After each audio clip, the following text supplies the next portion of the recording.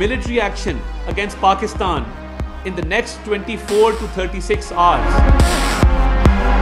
Any such military adventurism by India would be responded to assuredly and decisively. April 22న జమ్మూ కాశ్మీర్లోని పహల్గాంలో 26 మంది అమాయకుల ప్రాణాలను ఉగ్రవాదులు బలికొన్నారు. ఉగ్రదాడితో భారత్, పాకిస్తాన్ల మధ్య మరోసారి అగ్గిరాసుకుంది. పహల్గాం దాడి వెనుక పాకిస్తాన్ కుట్ర చేసినట్లు ఆధారాలు కూడా బయటపడ్డాయి. దీంతో భారత్ తమపై తప్పకుండా ప్రతీకారం తీర్చుకుంటుందని దాయాది పాకిస్తాన్ ఫిక్స్ అయిపోయింది. దీంతో పాక్ పాలకులు, నాయకులు కారుకూతలు కూస్తూ భారత్ను మరింత రెచ్చగొడుతున్నారు. భారత్ తమపై దాడి చేస్తే అణుబాంబులు సిద్ధం చేశామని ప్రగల్భాలు పలుకుతున్నారు.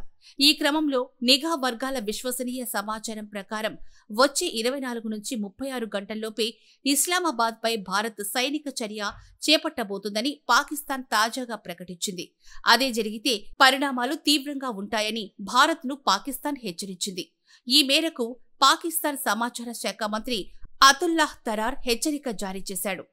Pakistan has credible intelligence that India intends carrying out military action against Pakistan in the next 24 to 36 hours on the pretext of baseless and concocted allegations of involvement in the Pahalgam incident.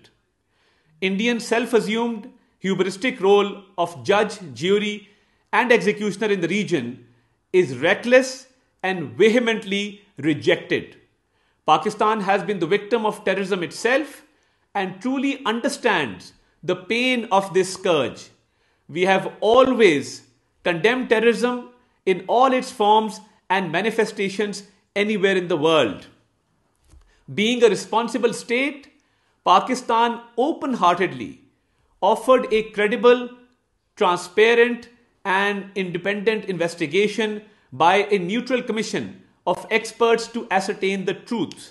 Unfortunately, rather than pursuing the path of reason, India has apparently decided to tread the dangerous path of irrationality and confrontation, which will have catastrophic consequences for the complete region and beyond. Evasion of credible investigation is in itself sufficient evidence exposing India's real motives.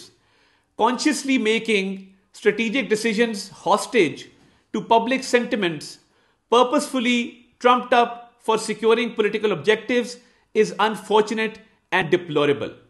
Pakistan reiterates that any such military adventurism by India would be responded to assuredly and decisively.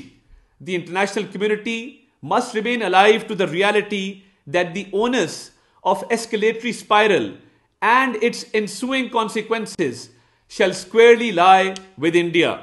The nation reiterates its resolve to defend the sovereignty and territorial integrity of Pakistan at all costs. Pakistan Zindabad. అటు భారత సైన్యానికి పూర్తి స్వేచ్ఛను ఇస్తున్నట్లు ప్రధానమంత్రి నరేంద్ర మోదీ ప్రకటన చేసిన కొద్ది గంటల్లోనే పాక్ నుంచి ఈ ప్రకటన వెలువడింది. పహల్గాం ఉగ్రదాడి తర్వాత క్షణం తీరిక లేకుండా వరుస భేటీలు నిర్వహిస్తూ దీనిపై ఎలా ముందుకు వెళ్లాలి అనేది దానిపై కేంద్ర ప్రభుత్వంలోని పెద్దలు సమాలోచనలు జరుపుతున్నారు. ఇప్పటికే దౌత్యపరంగా, ఆర్థిక పరంగా పాకిస్తాన్ను దెబ్బకొట్టిన భారత్ మరిన్ని ఆంక్షలు, నిషేధాలతో ఉక్కిరి బిక్కిరి చేసేందుకు సిద్ధమవుతోంది. కేవలం యుద్ధం, సర్జికల్ స్ట్రైక్స్ మాత్రమే కాకుండా మోడీ సర్కార్ మరింత పెద్ద ప్లాన్ వేస్తోందనే ఊహాగానాలు వెల్లువెత్తుతున్నాయి.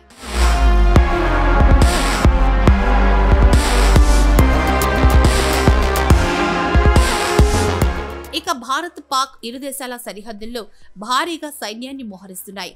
దీంతో ఏ నిమిషంలోనైనా యుద్ధం రావచ్చని భావిస్తున్న పాక్ ముందు జాగ్రత్త చర్యలు తీసుకుంటూ యుద్ధానికి సన్నద్ధమవుతోంది. ప్రపంచ దేశాలన్నీ పహల్గాం ఉగ్రదాడిని ఖండించగా టర్కీ, చైనా మాత్రం పాకుకు అండగా నిలవడం గమనార్హం. దీంతో యుద్ధం అంటూ వస్తే ఈ రెండు దేశాలు పాకుకు అండగా నిలిచే అవకాశం ఉన్నట్లు తెలుస్తోంది. అదే జరిగితే భవిష్యత్తులో చైనా, టర్కీపై కూడా భారత్ ఆంక్షలు విధించే అవకాశం ఉన్నట్లు నిపుణులు చెబుతున్నారు. ఇప్పటికే అమెరికా చేతిలో ఉక్కిరి బిక్కిరవుతున్న చైనా పాకిస్తాన్కు ఏ మేర సాయం చేస్తుందో వేచి చూడాల్సింది. మొత్తంగా పాకిస్తాన్ మంత్రులు రోజుకో మాటతో భారత్ను రెచ్చగొడుతున్నారు. కానీ లోపల మాత్రం పాకిస్తాన్ తీవ్ర భయంతో ఉన్నట్లు సమాచారం. ఇప్పటికిప్పుడు యుద్ధమంటూ వస్తే భారత్ పైచేయి సాధిస్తుందని పాక్ కూడా తెలుసునని నిపుణులు చెప్తున్నారు.